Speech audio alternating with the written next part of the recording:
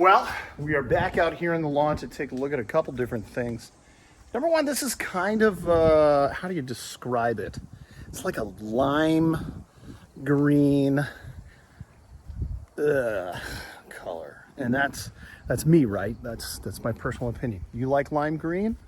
Good for you. What I really want is a dark green. Part of that is the cultivar. You can see here that these spots don't just appear darker, they are darker. The actual blade of the grass that I planted there is darker.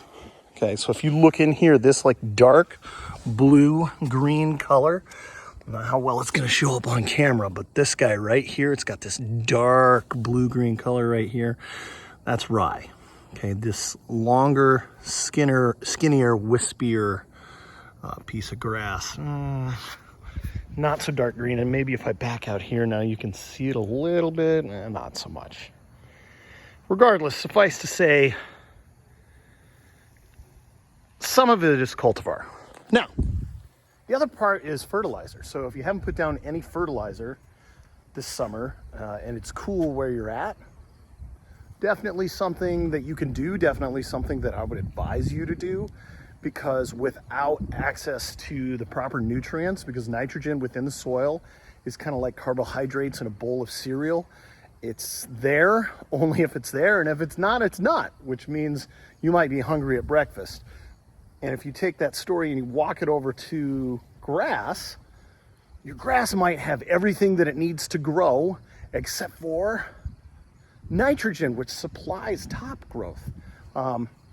You got N, P, and K, which are the numbers on your bag, nitrogen, phosphorus, and potassium. And the phosphorus helps the rooting.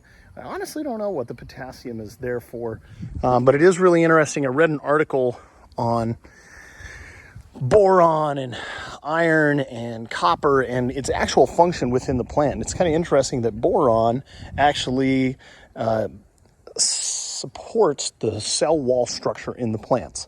So I've got some micronutrients that I put down into this here, and boron's one of those things. But N, P, and K are the major three. Those are the big players when it comes to supporting the health of your grass. So I just put down some fertilizer, but it's a double dark fertilizer, which means it's got chelated iron in it.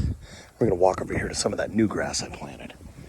Look at that, got smoked with a little bit of Roundup, threw down a little bit of grass seed, put a little bit of cover down, and even where I didn't put cover down, bam! Look at that. It's like a week later, 2 weeks later.